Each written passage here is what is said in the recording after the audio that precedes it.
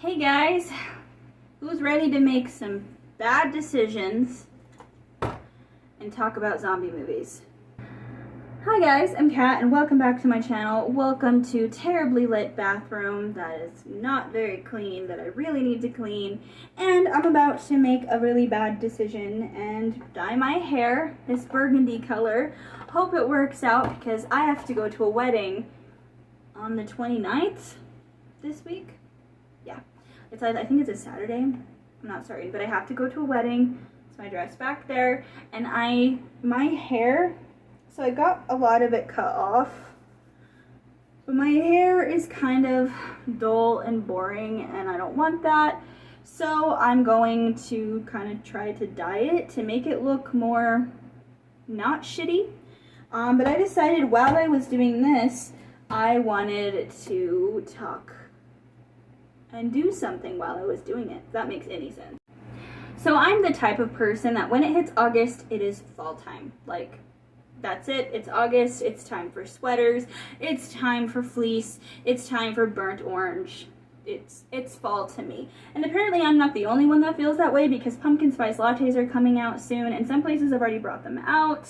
A Spirit Halloween opened in my area already, so a lot of people are really leaning into it. I think a lot of people are just kind of sick of summer because it's not been fun. So, that being said, since it's going into fall time, it's also going to be creeping up into spooky season. Granted, it's always spooky season to me, but to, I don't know, kind of, like, I want to make it more like fall, if that makes sense. Anyway, so I decided, like, one of the things that a lot of people do when it hits spooky season is watch horror movies. And horror movies is actually, horror is my favorite, like, genre of movie, but my favorite subgenre within the horror umbrella is zombie movies.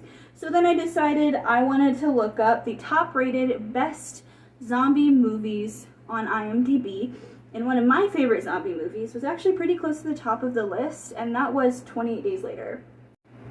So I decided I kind of wanted to do a little review of this movie because it's my favorite movie. I love zombie movies and I've been watching a lot of people do movie reviews, so I decided why the hell not, I kind of wanted to do that. And it'll just be fun to talk about the movie. The reason I'm looking down is because I have a notepad with a bunch of notes on it just to help me get through. And I decided while I was doing this review, I kind of wanted to do something along with it. I didn't just want to sit there. I've been wanting to dye my hair for a long time before this wedding, so I thought why not at the same time. So at the same time of dyeing my hair, I'm going to be reviewing 28 Days Later. I need to change both of these shirts because this is a shirt and then this is a shirt. I need to change them because I like these shirts and I don't want to ruin them. I need to put some of this hair mask that I don't like on the borders of my head, on the back of my neck and my ears, so I don't dye those parts of me. And then we'll get started. I've got gloves. It's gonna be a good time. And I really hope it doesn't not work out. I'm gonna mix this up before I take all my glasses off so we can get started. So 28 Days Later actually came out in 2002. Back in the day, it is categorized as a drama horror film, zombie movie, basically. It actually has a 7.6 out of 10 7.6 out of 10 score on IMDb, but on Rotten Tomatoes, which I was also my brain is moving too fast for my mouth. On Rotten Tomatoes, which I was also curious about, is at 87% on the tomato meter and 85% on the audience review meter. We'll get into the budget and everything else afterwards, but this movie, just little spoiler, was a huge success, might I add. So the movie stars Cillian Murphy, Naomi Harris, Christopher Eccleston, Brendan Gleeson, and Megan Burns, basically. My cat's chewing on some random plastic. I love Cillian Murphy. I've had a crush on Cillian Murphy for a really, really long time. I think he's beautiful. His eyes are absolutely gorgeous, and he's a wonderful actor. So there is that. It was directed by Danny Boyle and written by Alex Garland. I tried to look up some movies that I recognized from those two people. One of the only ones that I recognized from Danny Boyle was Slumdog Millionaire, and that was it.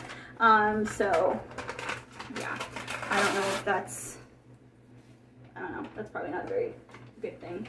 But, I mean, what's really interesting and very cool about this movie is that this movie actually helped pave the way for the zombie apocalypse movie genre revival, because not too long after this movie came out in 2004, the remake of Dawn of the Dead came out, and that was pretty heavily inspired by 28 Days Later, especially the zombies that run, pretty heavily inspired. And then you had like Shaun of the Dead, Resident Evil, stuff like that. Like a lot of zombie movies got created after 28 Days Later because it really inspired a lot of people to make it. There was quite the decline in zombie movies in 2010, unfortunately, and I really hope more people get into it. I mean, with The Walking Dead, Black Summer, Train to Busan, like stuff like that, I really hope more zombie movies are made. But I guess it's kind of hard to make a zombie movie that is new and fresh because it's kind of,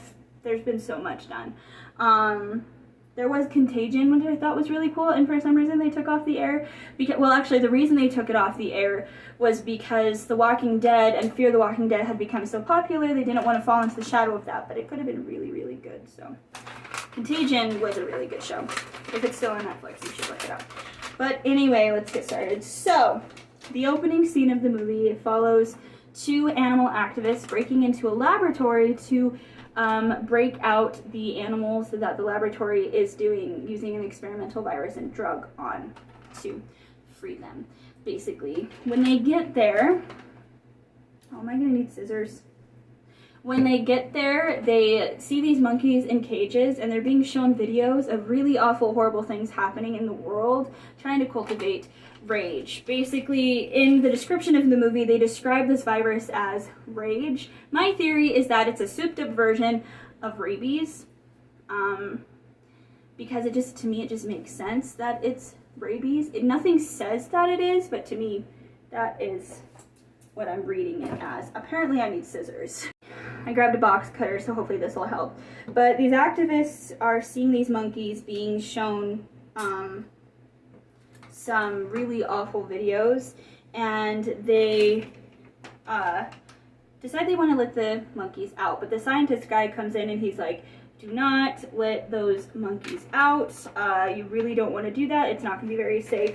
In my mind, if a dude who works there, who looks absolutely terrified that you are about to open this cage with these monkeys in it and tells you not to, I don't know, maybe there's a thought.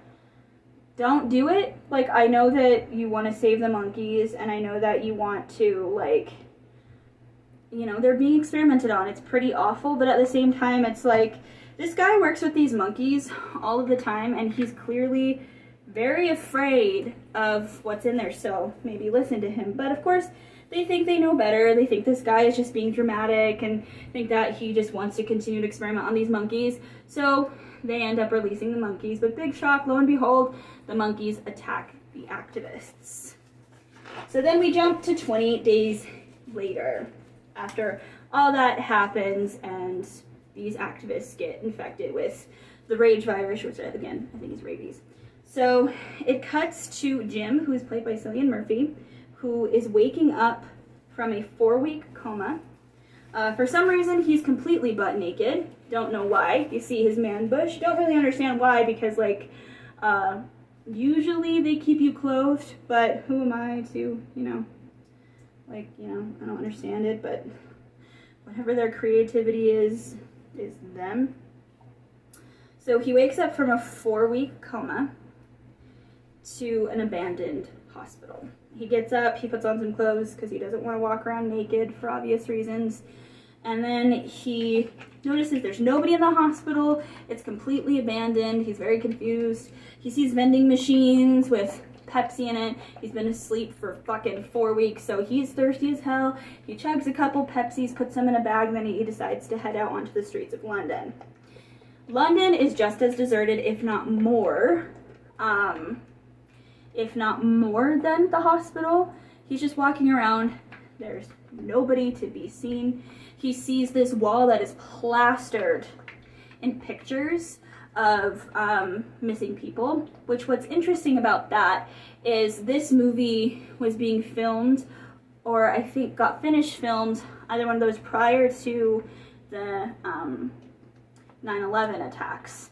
And the missing people pictures posted, like, plastered to this wall in the movie was very reminiscent to the one that was in New York after the attack happened. So I found that really interesting. I don't know if, because when I read it, I don't know if that was inspired or if it just was very identical to it. So then after seeing this wall plastered with a bunch of pictures of people, like, missing, he kind of starts to freak out for obvious reasons. Like, if I saw that, I would start to panic too, like, holy shit, where is everybody? So he continues walking down the streets. He sees, he goes into a church, because surely there has to be someone in a church that can help me, right? Because why not? So he walks in, and there's, like, all this graffiti on the walls, and there's a bunch of dead bodies in there, and, you know, it's like, holy shit. Sees people moving in there, thinks nothing of it. He goes upstairs, and he sees a priest. The priest is just standing there, so, you know, he says, "Father," you know, gets his attention. Turns out, this guy is infected with some shit. He kind of does this really weird, creepy, like, twitchy thing and starts running at him, and Jim panics and he swings his bag of Pepsis and he hits him. And then he realizes, holy shit, I just hit a priest. Oh my god, what's happening? So he runs out, and all of these creatures start running after him. He still doesn't know what the fuck is going on, but he knows he has to run. My thoughts with this is, like, so I've always thought to myself, okay, maybe I could survive in a zombie apocalypse if the zombies couldn't run. If the zombies can't run, I might be able to survive. I might be able to make it for a while. I don't know for how long, but I might be able to make it, right? But if they can fucking run, I'm done for. My cardio is just not even a thing. It doesn't even exist. So, like, no, I would die. I believe, and I don't know if I'm remembering this correctly, but in Resident Evil, there are these zombies called Crimson Heads that you shoot them in the head and their head lights on fire and they run. I can't remember if that's real or not, or if that's just some kind of weird fever dream that I have. But yeah, if there were running zombies, I'd be done for. That'd be it. I'd be like, you know what? I'm good. I think I'm gonna not do this one. I think I'm good. So as he's running, they're running after him. And it's like, where the fuck can you go with these fucking running zombies? They are not gonna get tired like you. So, like, what's gonna happen? Luckily, 2 people come out and they save his life. These 2 survivors, throwing, I think, Molotovs. And they save his life. They decide, okay, we're gonna save him. And they distract the zombies. After that, they take him to a store in the mall that they lock up so they're safe. They throw food at him, and, you know, they assume that he is from the hospital, like a nurse or something, because, like, he's got a nurse's outfit on, but he tells them, no, I'm not, I'm just a patient. I woke up from a coma for 4 weeks. He explains that he was a package carrier, he got hit by a car, and then now he's awake. You find out that these 2 people are named Selena and Mark. So naturally, just like any horror movie, any zombie apocalypse movie, these people now have to tell him the origin story.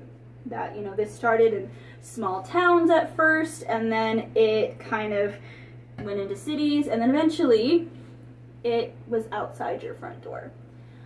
Which, you know, makes sense, especially if you have super spreaders. I mean, granted, if it is rabies, which I think it is, if it's rabies, then rabies can only be spread through saliva or like other bodily fluids like blood and stuff like that. So people be biting each other, which is not very nice. Don't bite people without consent, just saying. Anyway, they just explained that to him. During this whole time, you can kind of see that he's like mulling this over and then realizes, holy shit, my parents are in, I think it's Deptford, but I'm not sure. My parents are in Deptford. I need to go find them. I need to see if they're alive. I also need to let them know that I'm okay. Celine and Mark are like, no, you can't go. It's not safe out there. You will die. He tries to convince them, no, I will be fine. This is going to be fine. I can walk it. It's not that far.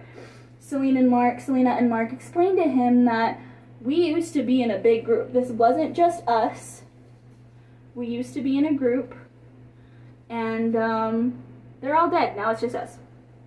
So, you know, he's like, you know, they're arguing, and then eventually they decide, okay, we'll go to your parents' house, but we're not doing it tonight. We're going to wait until daylight. We only travel during the day, which obviously, like, makes sense. Except for, I mean, I guess, like, for me, it's like, if you travel at night, there's a higher chance that you can hide so things can't see you, but granted, at night, you can't see those things either. So it might be better for you to travel, like, during the day, so like you can see those things easier. I don't know. I guess that makes sense. So then they start traveling. Pretty silent travel, which I mean makes sense. You don't want things to find you. So they're traveling to Deptford. It's not a very long walk, and then they finally get to his parents' house, and it's relatively quiet. It doesn't seem too crazy. Which doesn't necessarily mean good things. It's kind of similar to when you have like kids or pets and all of a sudden everything gets quiet. Similar to that. He's about to go in the house and Selena is like, you know, if there's any infected in there, any at all, and he's like, I know, whatever. So he goes in, it's quiet, the house looks nice, it's pristine, and for a second you're like, okay, maybe, just maybe, his parents are fine. Everything's okay. He's gonna find them and they're gonna live. But at the same time, part of you is like, well, what the hell's gonna happen after that? Like, what if his parents are alive? What do we do then? You know? So he's looking around the house. Everything looks fine. It's kind of looking up. He's getting hopeful. And then he gets to his parents' room. He opens the door, and sadly, they're dead and in bed. Of course, he's extremely distraught, very upset, but they're not dead because they were infected. They're dead because they chose to end their lives before they got infected. And they wanted to die together. And they left Jim, like, it looks like, I believe it was his mom who was holding a picture of Jim, I believe. If I remember correctly. He was holding a picture of Jim. I'll have to look up that clip and like actually make sure that that's real and not just a fever dream.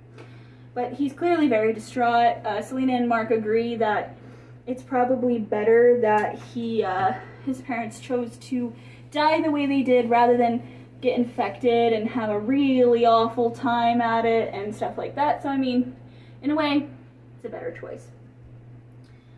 Something I've never understood about like TV shows and other movies when it comes to that kind of thing is how fast people get over this really awful thing that happened to someone that they loved. Like for me, it's like if I had just woken up from a 4-week coma to an abandoned hospital, to an abandoned city, got chased down by a bunch of psychotic, crazy killer zombie people, was told that the world is basically falling apart, then went to my parents' house, found out they were dead, I think I would probably freak out a little, you know? Just like I would have a moment of freaking out. So I've always wondered, like, why is it that people seem so well adjusted in movies and TV shows? Like, why does it seem like people get through things really easily? Maybe it's a survivor thing, and they're like, I need to be able to get through this because if I don't, like, if I freak out right now, I'm gonna die. So I need to, like, get my shit together. So I don't know. Maybe that's why. Maybe it's just like a survival thing, or it's like a shock thing. Maybe it's like a, oh my god, like they're dead and I don't know what to do with myself now. What am I supposed to do now? Like maybe that's what it is. Does anybody else hate like when they're wearing vinyl gloves or even latex gloves for a long period of time and your hands feel like gross? I can't really wear latex gloves because I have a sensitivity to latex, so it makes my hands burn, but I don't like the way these feel. But I mean, they're better than the stupid shitty gloves that you get from any hair dye box. And I'm surprised that this hair dye does not smell like chemicals. It's not burning my eyes. And it's like Revlon. It was like $2.98 a box. And so like, because I wasn't gonna spend a lot of money on hair dye just in case my hair got fucked up, like, but like it actually doesn't smell too bad. And if you're wondering the reason why I'm doing it this way is because the ends of my hair are lighter, so I want the hair dye to sit on it longer, but also you get heat, like heat comes off from your head, so the hair dye will develop faster on the top of your head than the ends. But you know, I don't expect this to end up perfect, because like what I like about going to a hair salon is that they can actually give you dimension in your hair rather than like a one color. But like I can spend $8 on 2 boxes of hair dye a lot better than like a lot of money on getting my hair done right now. Usually I would prefer to do that, but at the moment I just don't have the time, nor do I have the money for it.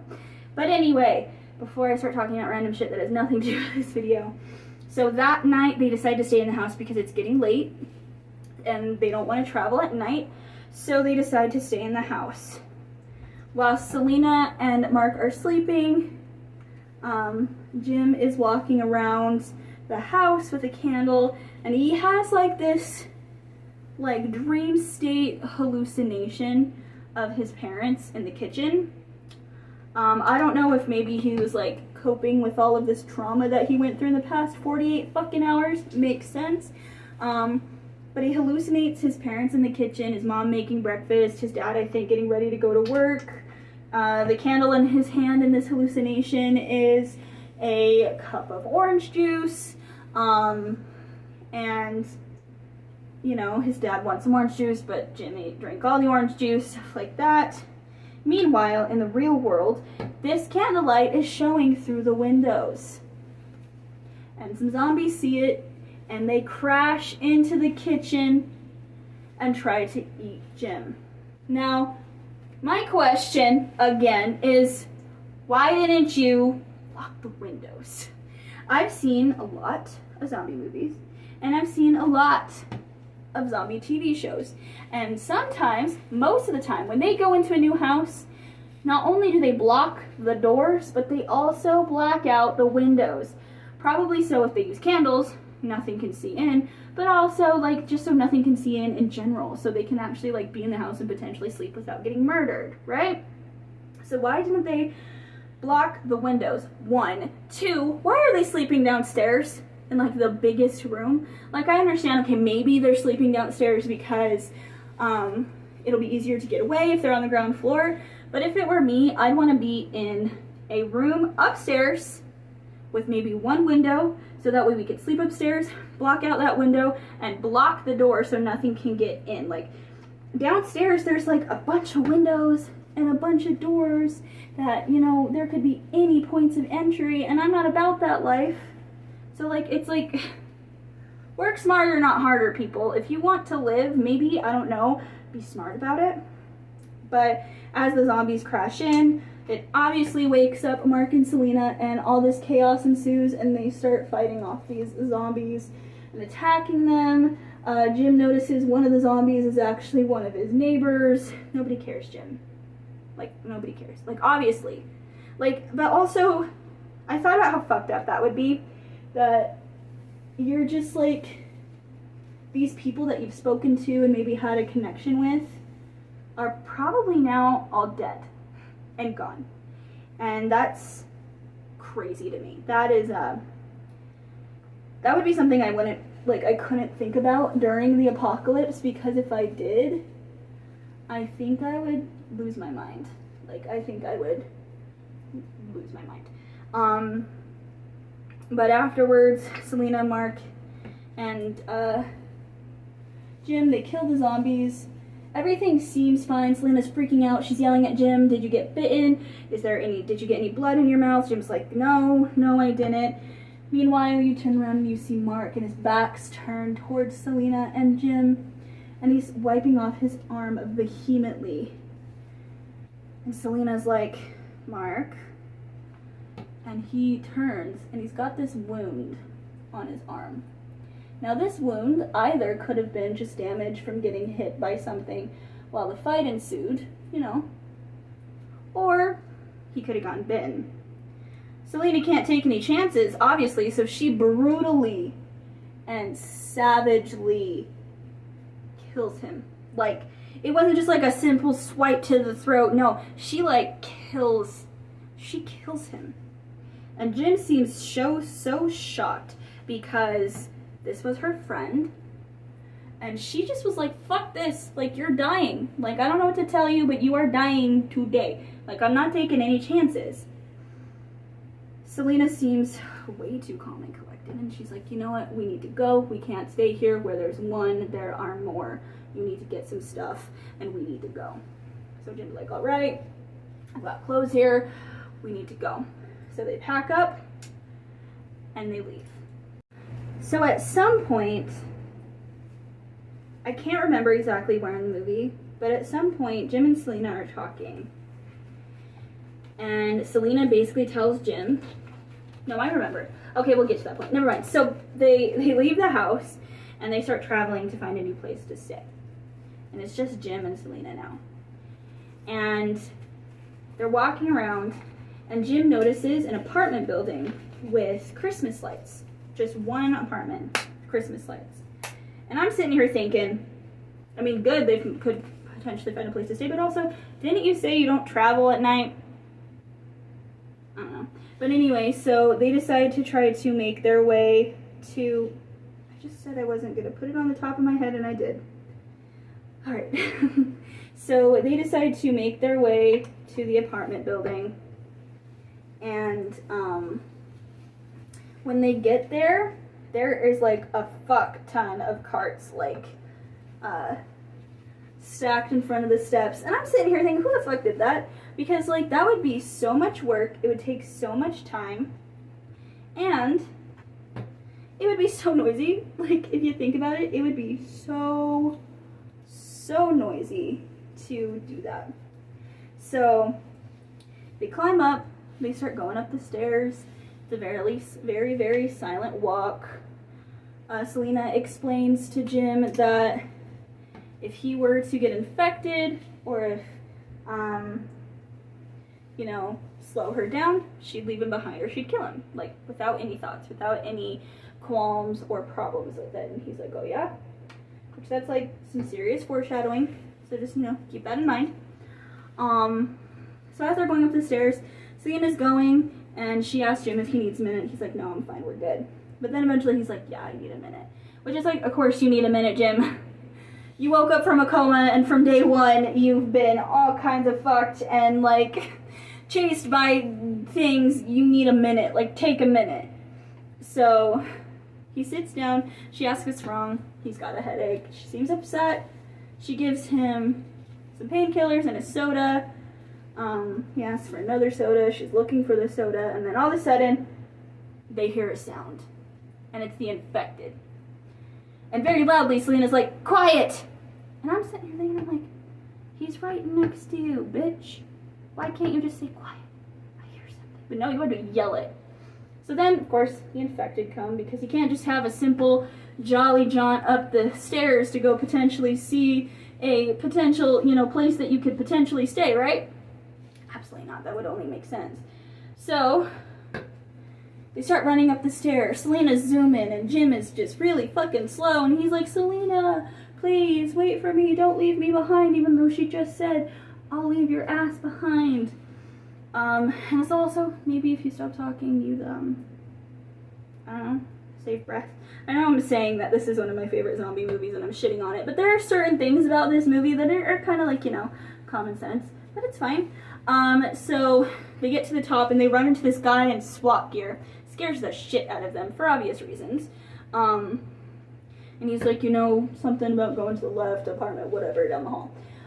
So Selena runs down the hall. She knocks on the door. The girl inside is like, I can't let you in. I want to make sure my dad's alive. Stuff like that. She keeps screaming at the girl. Meantime, SWAT guy is killing the zombies. And then Jim is leaning against the wall making a really weird noise. And then, you know, SWAT guy dispatches the zombies. They go. He tells the girl to let them in. She lets them in. And they get into this apartment. It's a nice apartment, not too bad, not too shabby. SWAT guy comes in, and there's this awkward, silent moment of him taking off all of the SWAT gear. They assume that he is a cop. He explains, no, I'm not a cop. I'm actually a cab driver. I just took this off of a cop. So this is when we meet Frank and Hannah, the other party to our story. Doing this without glasses is really hard because I can't see what I've already got, so this is fun. So this is where we meet Frank and Hannah. They are a father and daughter duo. They've been together. I don't think their mom died. Her mom died in the zombie apocalypse. I think she died before it, so, you know, lucky her. So they're talking about each other, introducing themselves. They drink some alcohol that's weird and green.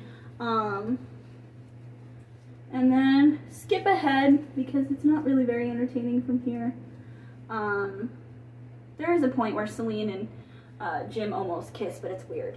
But you know, big shock there. Who would have thought that they were gonna be love interests? Crazy.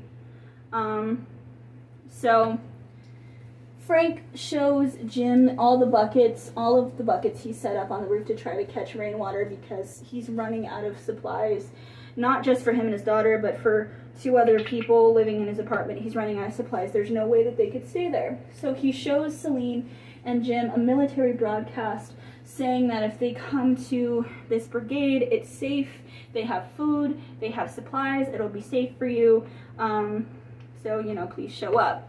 Celine, for obvious reasons, is very concerned about, like, how long ago was this broadcast? How do we know if it's real? How do we know what's going on, where it's at, if anybody's alive? Frank is like, well, we don't. At first, she's like, I don't think we should go. But Frank is like, I would go by my own, but there's no way that I could take Hannah and protect her on my own. And so they finally, ultimately decide, all right, I guess we're going to this brigade. This ignites one of my favorite parts of the movie, which is like this fun montage of like them traveling across country to this brigade. One of my favorite parts in the movie is when they go to a store and they get a bunch of food and supplies, and I think that's just, I don't know why, but I just think that's so fun to be able to just basically get whatever you want, except for, of course, you don't want to get perishables, because last thing you want is to get food poisoning in the zombie apocalypse. That would suck, don't you think? Because, like, what could you do? There's nothing you, and, like, what if you got really dehydrated? Like, I mean, there's hospitals, but, like, what would you do? So,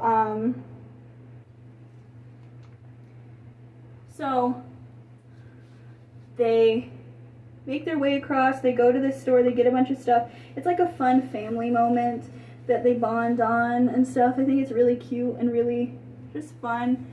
And then they stop to camp somewhere and they're looking at horses. It's really beautiful. Frank is eating an apple. It's a good time. There's one point where while they're camping, Jim is asleep and he has a nightmare that Frank and Hannah and Selena left him behind, and he's all alone now, and he starts panicking. Frank realizes that he's having a nightmare, and he comforts him, and there's this really sweet, sad moment where he says, "Thanks, Dad," to Frank. So then they pack up, and then they continue on their journey again. They pass through this beautiful field of flowers, and then they stop in front of a scary tunnel. So I'm currently editing this video and noticed that, oh sorry, that there is a whole clip missing of me talking about the tunnel that they stop in front of. So I'm gonna insert this in now. So they stop in front of a creepy tunnel, and everybody kind of wants, you know, Frank to maybe go around the tunnel, but Frank is like, no, there's no way for us to go around the tunnel. Like, we would have to go back really far. And for me personally, I wouldn't mind going back really far because I don't want to go in that tunnel, but everybody is like, no, we shouldn't go, but there isn't any other choice, so Frank's like, fuck it, let's get this done, so he drives in the tunnel. Big shock after that, there is a pileup of cars in there, and Jin gets really upset because, like, you know, really bad place to be stuck, right?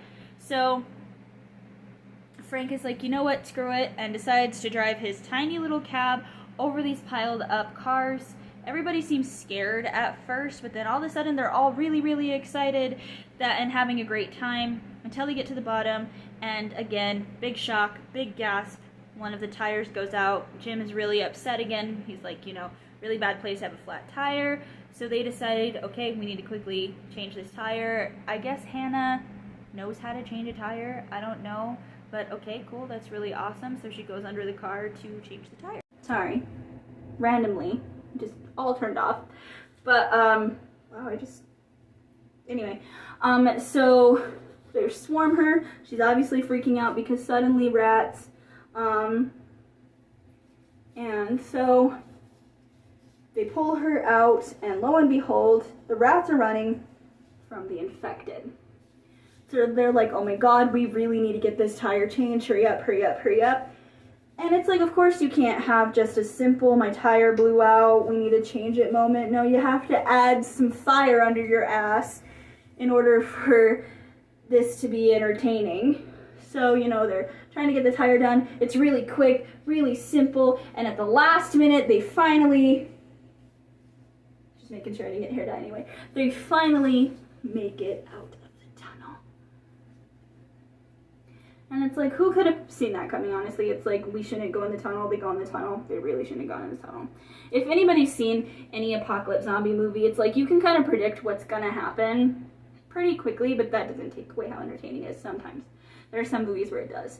So then they get out of the tunnel, more driving, and then they finally make it to the brigade. And again, big shock. Who could have seen it coming? The brigade, place they were supposed to go for safety, is deserted. There are some dead bodies, but it's completely deserted from soldiers and anything like that. So naturally, the big sad ensues. Everybody's freaking out. They don't know what's going on. What do we do? Where do we go from here? Stuff like that. And they're all just kind of figuring out, okay, what now? Like, this was our plan. What do we do now? Because we don't have a plan anymore. Frank's walking around trying to think of what to do. He looks up. There is like a part of a dead body on top of a pole or something. I don't know how it got up there. And while he's looking up, a drop of blood perfectly falls from this body and lands in Frank's eye. Like, what are the chances, right? What are the chances that right when you look up underneath this body, there is a drop of blood just falls from the sky into your eyeball? Like, out of everything that you've been through so much. You know, you fought off zombies in your SWAT outfit, you got through a tunnel, you almost died then, and now it's just a drop of blood in your eye. That would piss me off. But Frank automatically realizes what that means. So he tells everybody to stand back, he starts doing this speech, nobody knows what's going on, and then he starts to freak out and they realize, oh my god, he's infected. Hannah tries to run after him. This is the most emotion Hannah has ever put out, like, through the entire time that we've met Hannah in this movie. And he tells her to get back. he starts to get increasingly more and more infected. Selena keeps telling Jim to kill him, but he keeps hesitating because it's Frank. And then luckily soldiers show up and they shoot him and kill Frank. It's really sad. I mean, like, luckily they were able to kill Frank so he didn't attack them, but also so Jim didn't have to have the trauma of killing him, because that would have really sucked. Everything's already been pretty traumatic for him already. So then they meet the soldiers that were supposed to be at this brigade? I don't know how to say that correctly. It's like one of those words that you say so much that eventually it starts to sound like it's not even real. So, basically, the area got overrun, so they had to find a new place to go. So they take them to this fortified mansion that they've outfitted for them to be able to protect and be safe. They get there and they meet Major Henry West, which is portrayed by Christopher Eccleston. So they meet him. Everything seems fine and dandy. It seems like a really nice place for them to stay, so they can actually be safe and warm and taken care of. West shows Jim around. He meets the cook. Everything's great. But then some red flags occur. One of those red flags is this is a big group of men. There are no female soldiers to be seen, which is something to think about. And two, the biggest red flag, West shows Jim Private Mailer. Private Mailer is a soldier that got infected, and they chose to lock him up and put him in a courtyard so they could observe him and see like what was going on with the infected. Now that's a red flag. Like, who's fucking crazy enough to do that shit, right? So Jim starts to get some, nervous flutters, like, oh my god, who are these people? So it's revealed, Christopher Eccleston's character, Major West, reveals that the broadcast was fake. That the real reason he created that broadcast was to lure female survivors to the brigade because he promised his men women and to repopulate the world, which I think is really, really narcissistic, if you ask me. So, of course, Jim is like, fuck this. And he's like, I need to get Hannah and Selena out of here, because absolutely not. He runs to get them, gets in a fight, tries to fight them off. He gets beat down. Another soldier, who is a very nice man, tries to protect him, but unfortunately doesn't work out. So then they're locked up, and this other soldier guy is like, it's not right, this is not okay, I don't agree with this. Jim is just sitting there. Meanwhile, while they're in their cell, the other soldiers are taking Hannah and Selena to a different room to proceed with things. And, Selena convinces the soldiers that, hey, you need to give us a minute. She's really young. She's scared. Give us a minute. So while they're gone, Selena quickly gives Hannah these pills that make it so she doesn't care, but the soldiers come in and realize that, oh, she's drugging Hannah. What is that? What are you doing? But luckily, Hannah does get some, which is kind of lucky because down the line it kind of causes problems. So meanwhile, after that, they take Jim's character, they take Jim and this other soldier, that I can't remember his name, to the forest because they're not going to comply with what they want to do, then they're just going to kill him. All that logic. That makes sense, right? So they're just going to kill him. And they shoot other soldier guy who was pretty solid. And Jim, when they turn to kill Jim, he goes beast mode and he gets away and he escapes. He makes his way back to the brigade and starts sounding the alarm, not only to attract the other zombies to come and be like, hey, come over here, we've got lots of people for you to kill, but also to lure Major West away from the mansion. So Major West gets in his car and he decides to come to the brigade to kill Jim because he realizes, oh, that's definitely Jim. He's gonna have to die. So, but he doesn't know that Jim is on his way to the mansion already. I look fucking crazy. I look psychotic. Anyway, so Jim is on his way to the mansion, which every time I watch this part, I'm like, how far away is this brigade from this mansion? Because they're driving cars to this brigade, right? They're driving cars, so it can't be like real close, but Jim's running everywhere, so maybe it's closer and they just don't want to drive because they're lazy. I don't know, maybe that's it. But,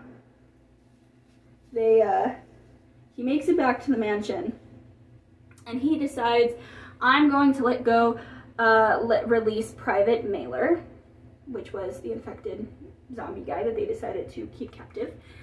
And so he does, and after that, a bunch of chaos, mayhem, death, and carnage happens afterwards. Mailer kills a lot of people. It's a great distraction for Jim so he can find Hannah and Selena. Mitchell, which I guess is one of the main soldiers that tries to take Hannah and Selena, he's with another soldier, and he tells that soldier, go check it out, stuff like that. And honestly, it's like, I know that there's military command, I know there's a chain of command, but at this point, fuck that. Fuck you, fuck that, you go check it out. But also, it's like, I don't go, this guy's gonna shoot me, so I guess I'm going to check it out. So when the soldier leaves, it's implied that he dies, obviously. But then Jim comes crashing in like a bat out of hell, and he attacks Mitchell pretty aggressively, pretty savagely. He bashes his head against a wall and then kills him by gouging his eyes out with his thumbs. Now, he looks psychotic. He looks from a distance like he's infected. And so Selena's like, shit, I'm gonna have to kill him. She goes to kill him, but then she hesitates. Which is like, where was that? If you get infected or hold me back, I'm gonna kill you. Where was that? Where was that, Selena? You lie. Luckily, she lied. So they try to make their way out of the mansion. They have to find Hannah because she ran off in a high stupor. They find her. They run down to Frank's old cab. They go to get in it. When Jim opens the car, oh shit, there's Major West hiding in the backseat, and he shoots Jim. It's like, this guy, Jim just can't catch a break, man. He's just trying to like live his life, save his ladies, and here he is getting shot. So Hannah's in the front seat. She's like, fuck this guy. I am going to reverse so Zombie Mailer can kill him. Which really, to me, supports the thought of, okay, he remembers, because, like, he probably remembers that Major West is the one that locked them up. So, of course, like, he's probably not a very happy camper about that. So he drags him out of the car and he kills him. Selena and Hannah get Jim in the car, and they escape. They drive off. So then it skips to another 20 days later. Jim wakes up in bed. He's kind of, a little confused. He wakes up in bed. He gets up and he sees Selena sewing something quite large on a sewing machine. He sees Hannah. And all three of them hear the sound of a jet or an airplane. And so they grab all this fabric that she's sewing and they run out. They put it out on the ground and hold it down with rocks, and it turns out she was sewing a bunch of fabric together to spell out the word hello. The plane goes over, and it's implied that the plane goes over, turns around, and picks them up. And that, my friends, is the end of the movie. Now, what's really interesting is they actually made three alternate endings. They only filmed 2, but they did write, but 3 were written. So, one of the alternate endings was actually at the end of the DVD, or I think either at the end of the DVD or in the special features of the DVD. And basically, all 3 of those alternate endings, Jim dies. In this alternate ending, Selena and Hannah get to a hospital with Jim. They try to save his life, but they don't quite make it, and he dies, and they walk out of the hospital all disappointed that he's dead, because that would be really sad. And they're disappointed that he's dead. I like both of those endings. I think they're both really interesting. I like the happy ending where Jim is alive and they get picked up. But I also like the ending where he dies, because I think some of the most interesting horror movies where the main protagonist dies, I think that's really interesting. But I am glad that he lived, so all three of them can have their happy family and kind of live together. He's been through a lot of shit. At least this is a win for him. So, but that's really interesting. So, to get into the logistics of the movie, the budget for the movie was $8 million, but the box office was 85.7, I believe, million, which is a massive, 85.7 million, which is a massive success. Their budget was $8 million and they made $85,000, basically $86,000. Like, that's crazy. And also, they had a bunch of amazing actors in it. Cillian Murphy is in a lot of great movies. So is Brendan Gleeson. He plays, I believe, Mad-Eye Moody in Harry Potter. I believe so. So, like, there was a lot of success. And as I said before in the beginning of this video, this movie actually paved the way for the revival of zombie movie creation. So that's really, really amazing. Now, the reason this is one of my favorite zombie movies is because it has a lot of themes in it that I don't think a lot of zombie movies have. So a lot of the times when you watch a zombie movie, the focal point of the scary and the horror is the zombies. It's how it is with Alive, other than, you know, that's how it is with a lot of zombie movies. It's just focusing on the scary and the gore of the zombie. They don't really show the scary of the humans. So I like that the beginning of this movie is mostly focused on Jim, the loneliness, and the zombies and how terrifying that is. But the end of the movie shows how terrifying humans can be. It shows what something like this could do to potentially good people. That Major West and his men were probably good people in the beginning, but after this happened, they probably got ruined by that and twisted by it, because, like, you're part of the military. You think your military is going to be successful and be able to survive this and protect you, and then they fail. Imagine how scary that would be, knowing that the people that are some of the most powerful part of your government can't protect you. That would be scary. Not to make an excuse for the actions, but at the same time, it really shows what fear and the desperation to survive can make you do. And in my opinion, of course the zombies are scary, the infected are scary, but in my opinion, it's the ones that aren't infected that are more terrifying, because the zombies, at least, they have one purpose and one purpose only: to eat flesh or to spread the virus. But the people, on the other hand, they have their minds, they have their morality, they have their thought processes, and that is scary because they're willingly doing the things that they're doing. So I think that's why it's one of my favorite ones, because it shows both sides of the apocalypse and both terrifying sides of those two things. I finished that in some good timing because I have all the hair done in my head and I'm about to wrap it up in a bag just to give it some heat while it cures. Hopefully this works out. I look like I'm bleeding from my scalp. I look fucking psychotic, like I had a Carrie moment. But, so that is my review of the movie 28 Days Later. It's kind of more like a play-by-play review, but I think it's a really great movie. From a scale of 1 to 10 of watchability and worth having it in your collection and really good, I would give it a solid 8. For someone who isn't really a big horror movie buff but wants to watch something scary around Halloween time, I don't think that this one's that scary to the degree of certain things. But granted, I'm a horror movie buff. I love horror movies, so my perception of what's scary and what's not might be kind of clouded. But I do think that this movie could be fun for someone who kind of wants to watch a zombie movie but doesn't want to be ruined by it. But yeah, if you're someone who likes zombie movies and you haven't seen 28 Weeks or 28 Days Later, you should definitely check it out. There is a second movie called 28 Weeks Later, That's actually a pretty decent movie. And what's really fun is in 2007, Boyle actually said that he and Garland actually spoke about making a third installment called 28 Months Later, and that they have a really great idea for it. So I really hope that happens, because they talked about that in 2019, and I really hope it happens just to see how it goes. It'd be fun to see what happened to Jim and Selena and Hannah and just how it goes from there. But they're pretty decent movies. I prefer 28 Days Later, but 28 Weeks Later is pretty good. So if you want to check it out, check it out. So yeah, gonna let this cure, gonna wash it out, get all this off of my forehead, and then maybe go to sleep, eat a snack, have a glass of wine. I don't know, I haven't decided yet.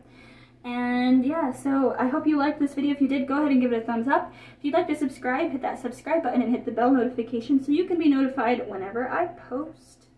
If you'd like me to do more reviews or talks about my favorite horror movies or any horror movie, let me know, and I'd be super down for that, because I think it's really fun and really relaxing to listen to while you're doing other stuff. And I hope that you have a wonderful day and a beautiful night. And this is Kat signing off. Bye.